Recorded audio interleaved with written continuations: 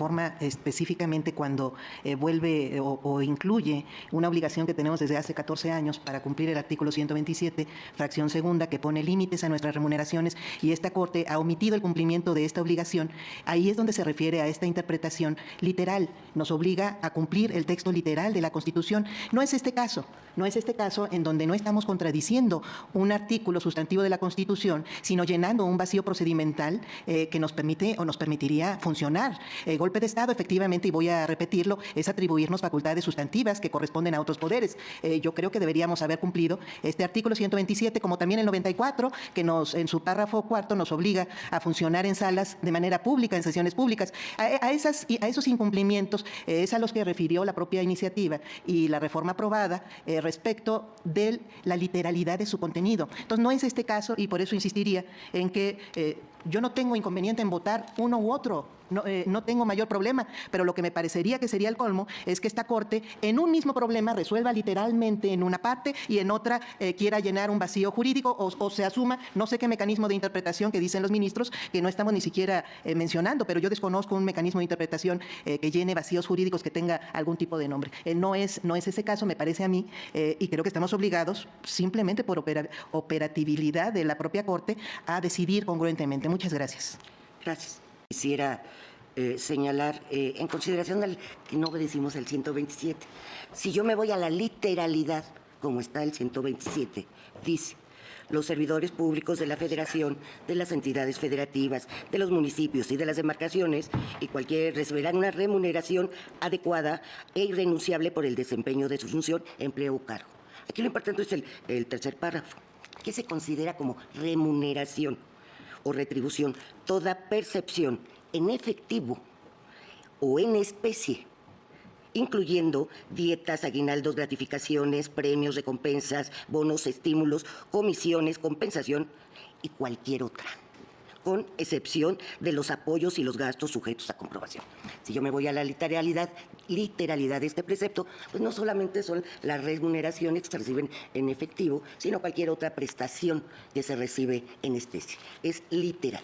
Y el 94, antes de la reforma, sí establecía que los salarios o sueldos del Poder Judicial Federal, congruentes con los principios internacionales de garantías procesales, serían irrenunciables y no podrían ser disminuidos en el empleo de su cargo. Y también es literal. Pero bueno, ya no... No, sí, me permite, por Sí, favor, claro, entonces me permite terminar, nada más. Esa es mi apreciación, respeto su apreciación. Siempre ha sido una cuestión de criterios que es muy válido en una corte plural. Tampoco es un tema que en este momento tengamos que discutir. Lo haremos cuando veamos ley de remuneraciones. Ahí lo veremos porque el tema está planteado. Entonces será el momento de la discusión. Ahora, para poder resolver este punto, que me parece que es el que tenemos que resolver en este momento y no pasar a Ministra, vuelvo a explicar mi punto. Yo lo que creo es que si ya se resolvió, porque eso no sé si se vuelva a votar, sería un poco absurdo, porque ya llevamos varias sesiones de sala funcionando y emitiendo resoluciones.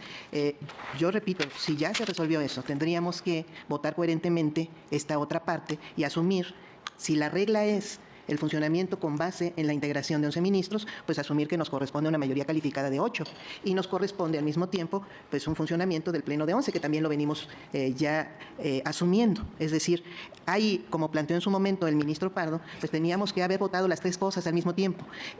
Me pronuncié en aquella ocasión por eso. De cualquier forma, por supuesto que yo asumiría la literalidad de la norma por encima de cualquier interpretación subjetiva. Sin embargo, aquí se está llenando, insisto, un vacío legal, y en ese sentido tendríamos que asumir los tres puntos coherentemente. Esa es mi interpretación al respecto. Y sobre la norma de remuneraciones, ministra Norma Piña, en ese decreto que aprobó en 2009 el constituyente permanente, también conocido como Poder Reformador de la Constitución, se aprobó un artículo tercero transitorio que literalmente decía que podía corresponder la misma remuneración, conforme al artículo 94 que usted menciona, la misma remuneración que venían percibiendo los ministros y ministras que ingresaron a esta Corte antes de la entrada en vigor de la reforma, que fue el 1 de enero de 2010. En este momento hay un solo ministro, que es el ministro Aguilar, que entró antes de esa fecha. Habemos 10 ministros que tendríamos literalmente, o conforme a una interpretación literal de la Constitución, que está percibiendo una remuneración conforme al límite que establece la fracción 2 y conforme al concepto integrado que menciona usted de la propia remuneración, remuneración al límite de la fracción 2 de nuestro artículo 127 constitucional, que dice textualmente que corresponde o debería corresponder a la remuneración de la persona titular de la Presidencia de la República. No es efectivamente esa discusión en este momento la que estamos haciendo, pero sí corresponde a la interpretación y a la reiteración del contenido literal de la Constitución, que nosotros no deberíamos sobrepasar, y estamos sobrepasando en ese punto como en otros varios, y por eso es que queda la interpretación literal, que insisto, en este caso se trata de un vacío que estamos obligados a llenar. Gracias. Ministro, gracias. Nada más para terminar, para que no se vuelva un diálogo, y gracias por centrar la litis, porque nos podríamos pasar innecesariamente sobre ese punto. Gracias, ministro Pardo. La ministra Lenia dijo que era absurdo, y eso sí voy a pedir que no se utilice ese tipo de adjetivos en este pleno, que los que hubieran votado porque siguieran existiendo las salas, ahora sostendrían que fueran 6 votos. Eso es lo que, en pocas palabras, comentó. Que si ya habíamos decidido lo de las salas, eso nos llevaba a una interpretación de que tendríamos que seguir como pleno funcionando 11 ministros con 8 votos, al margen que ella votó en contra de que siguieran funcionando las salas, como lo hice también yo y como lo hizo el ministro Alfredo Gutiérrez. Ahora, que fuimos los 3 que nos separamos de esa interpretación. Ahora, pero ahora hay ministros que, aunque votaron por que siguiera funcionando las salas, ahora plantean que serían 6 votos. ¿Sí? La ministra Loretta Ortiz, usted acaba de decir que tenemos que funcionar con 6 votos. Con 6, sí. El ministro Gutiérrez. Para aclarar, mayoría simple de los presentes. Exacto, yo no sí. acudo a la regla de 6 votos que tiene que ver con los 9. Yo digo la regla general, Sí, es mayoría simple de los presentes. Seamos 11, seamos 10 en un mes. No vincularlo a la integración. No existe una excepción a esa regla general. No hay laguna, no hay excepción a la regla general, que me parece que existe. Sí. Ministra Ríos Fajar también la tenía. Una disculpa, no le había dado la palabra. Gracias, Presidenta. Pues esto es una... Nada más por alusiones, Sí, quisiera, ministra Vázquez. quisiera comentar, porque me parece que es importante. No sé bajo qué regla usted no me pueda reconvenir a no utilizar la palabra absurdo. Me parece que es inadecuado, y sí tendríamos que ponernos de acuerdo muy bien en cuáles son los límites de la libertad de expresión argumentativa que tenemos las y los ministros. Entiendo yo que un límite obvio es no faltarnos al respeto personalmente, pero creo que no existe forma de contenernos, que usted nos contenga respecto de las palabras que utilicemos respecto de nuestra argumentación. Yo insistiría en que me parecería absurdo, lo sostengo, lo reitero, que una parte sí adoptemos un método interpretativo y en otra parte no, cuando se trata de la misma reforma constitucional.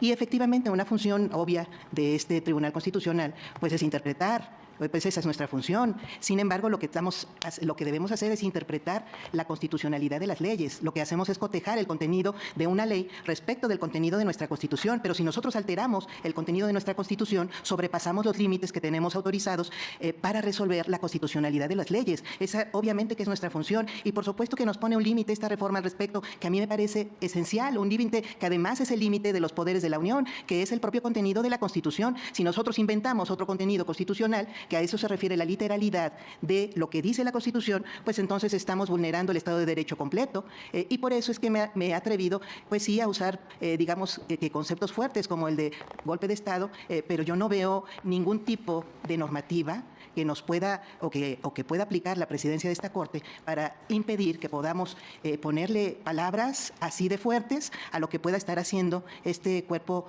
colectivo, este cuerpo colegiado, que tiene una misión importantísima, que es resguardar la Constitución e interpretar bajo el límite de esa Constitución. Entonces yo insistiría, ministra, pues usted está interpretándome a mí, yo lo único que voy a insistir es que seamos congruentes, que no seamos incongruentes, en consecuencia, que resolvamos lógicamente, no absurdamente, en consecuencia. Muchas gracias. Gracias.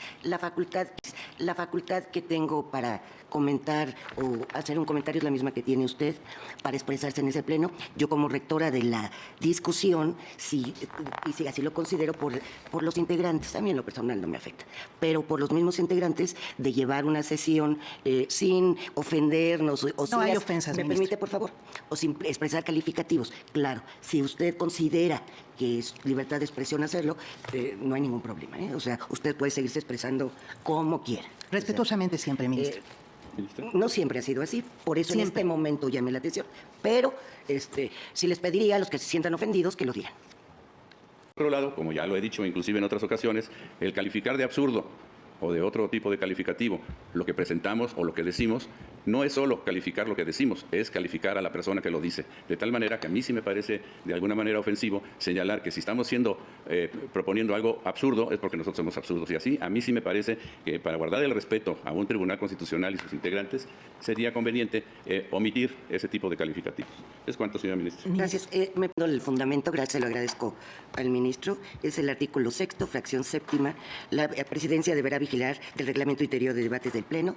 La presidenta deberá vigilar el respeto.